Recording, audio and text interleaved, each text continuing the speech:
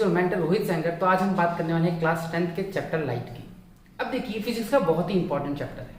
अब मुझे नहीं पता कि बच्चों में एक डर होता है इस चैप्टर को लेकर, लेकिन मेरी इस वीडियो को देखने के बाद आपको कोई भी डर नहीं होगा, किसी प्रकार का डाउट नहीं होने वाला। तो सबसे पहले हम समझते हैं कि लाइट होती क्या है।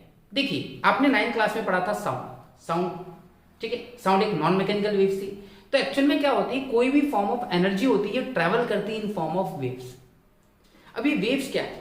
वेव्स कुछ नहीं है, वेव्स एक बिहेवियर है प्रोपोगेशन पार्टिकल्स का। जब पार्टिकल्स प्रोपोगेट करते हैं तो they propagate in form of waves. अब जो वेव्स में प्रोपोगेट करते हैं तो दो टाइप की वेव्स बनाते हैं। एक तो होती है मैकेनिकल जिसमें उनको मीडियम की जरूरत चाहिए, एक होती है नॉन मैकेनिकल जिसमें उनको मीडियम की जरूरत नहीं पड़ती है। अच्छा, mechanical wave, sound waves is the example of mechanical wave. आज मैं बोल रहा हूं, आप सुन रहे हैं, क्यों? क्योंकि हमारे बीच एक मीडियम है। बट लाइट के साथ ऐसा नहीं है। लाइट नॉन मैकेनिकल वेव है, उसको मीडियम की जरूरत नहीं है। वो ट्रैवल कर सकती है, तभी तो स्पेस से लाइट एंटर हो जाती है हमारे अर्थ तक बिना किसी मीडियम के। अच्छा, वहीं पे बाहर कितनी आवाजें आ रही होंगी लेकिन आप तक पहुंच रही है, क्यों? मीडियम ही नहीं है। और जब मीडियम नहीं है तो भाई ऑब्वियस ही बात है, चीजें हमारे तक पहुंचेंगी नहीं। तो मैकेनिकल वेव्स वो वेव्स हैं जिनको मीडियम चाहिए, और नॉन मैकेनिकल वेव्स वो वेव्स हैं जिनको मीडियम नहीं चाहिए। तो उसी का सबसे बेस्ट एग्जांपल है light. Light is a form of energy. एक एनर्जी है, एनर्जी का फॉर्म है जो नॉन मैकेनिकल वेव से आता है। अभी लाइट करती क्या है? इस लाइट की वजह से ही हम चीजों को देख पाते हैं। अगर लाइट नहीं होगी तो आप चीजें नहीं देख पाएंगे।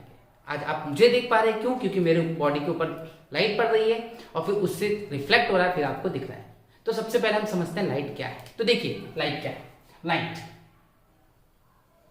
It is a form of energy. Light is a form of energy. It is a form of energy. अब ये एक ऐसा फॉर्म है एनर्जी का विच मेक्स थिंग्स विजिबल। भाई इसी की वजह से चीजें क्या हो रही है? चीजें हमारे लिए विजिबल हो रही है। आज खुद सोचिए ना, आप मुझे देख पा रहे हैं क्योंकि लाइट है।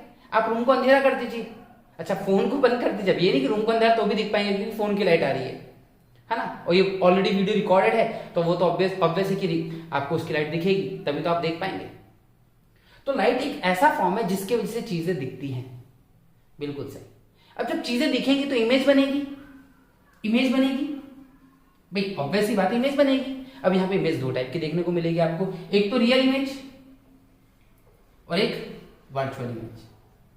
अब रियल इमेज क्या है? रियल इमेज वो इमेज है जो स्क्रीन पे फॉर्म होती है। Okay, the image which form on screen is called real image, and the image which does not form on screen it forms behind the mirror. Behind the mirror. भाई cinema hall में जाते हैं आप, तो cinema hall में आप देखते हैं स्क्रीन होती है, प्रोजेक्शन होता है, तो कौन सी इमेज है? रियल इमेज है। वहीं पे आप मिरर में खुद को रोज देखते हैं।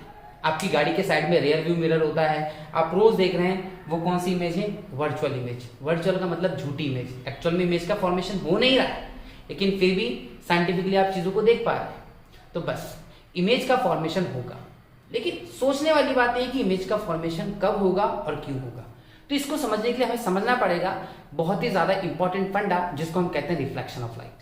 देखिए अब हम बात करते हैं रिफ्लेक्शन ऑफ लाइट। अगर आपको इसको समझना है तो मैं आपको बहुत बढ़िया एग्जांपल देता हूं। Suppose to be you have ball, ठीक है।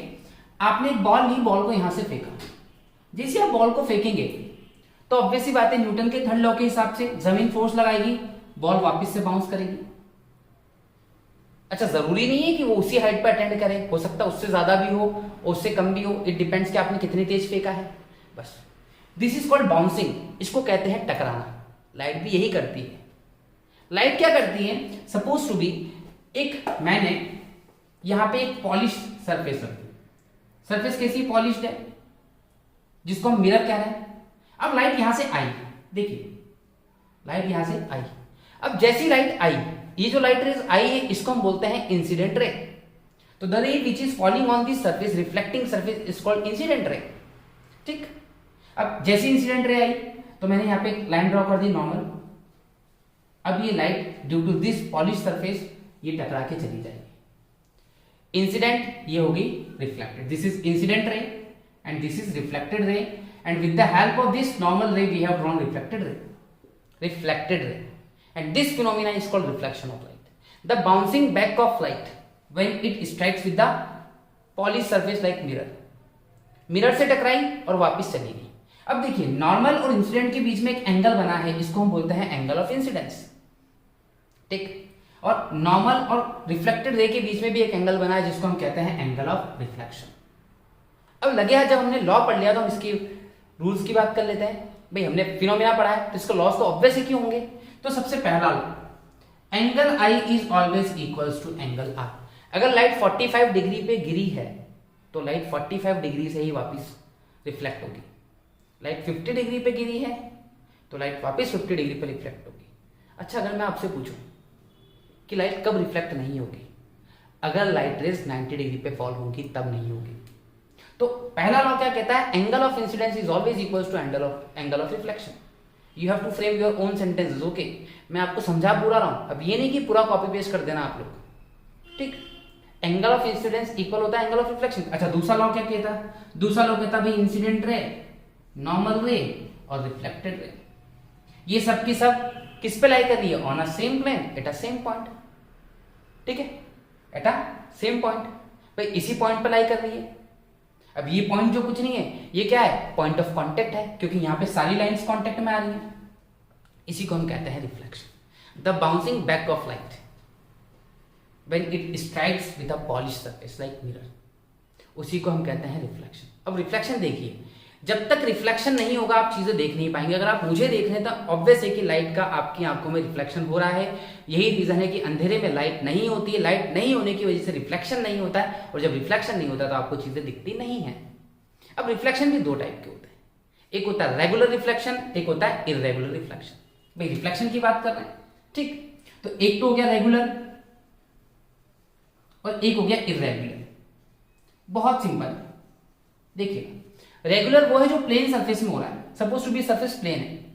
अब मैंने यहाँ पे रिफ्लेक्शन करा तो लाइट आएगी टकरा के, ये प्रॉपर वे में एक सिस्टमेटिक सिमेट्रिक वे में हो रहा है, रेगुलर। अच्छा इररेगुलर रिफ्लेक्शन क्या, when surface is not plane, अब प्लेन नहीं है, अब रिफ्लेक्शन कैसा होगा, प्रॉपर नहीं होगा ना। तो इस रिफ्लेक्शन को हम क्या कहेंगे, इररेगुलर रिफ्लेक्शन, जिसको दूसरी लैंग्वेज में कहा जाता है डिफ्यूजन। आई होप आपको इतना समझ में आया होगा। तो सबसे इंपॉर्टेंट चीज, रिफ्लेक्शन क्या है ये क्वेश्चन है, एंगल्स क्या होते हैं, एंगल ऑफ इंसिडेंस क्या है, एंगल ऑफ रिफ्लेक्शन क्या है, और इसके लॉस क्या है, और सबसे बड़ी चीज लाइट क्या है। आई होप आपको इतना कॉन्सेप्ट समझ में आया होगा। अपकमिंग वीडियो में हम देखेंगे प्रॉपर्टीज ऑफ मिरर, जिसमें से हम प्लेन मिरर को भी पकड़ेंगे और उसकी प्रॉपर्टीज को देखेंगे। अगर वीडियो अच्छी लगे हो तो शेयर जरूर करें, और चैनल पर नए हैं तो सब्सक्राइब करना ना भूलें, और लाइक बटन को भी प्रेस करें। Thank you.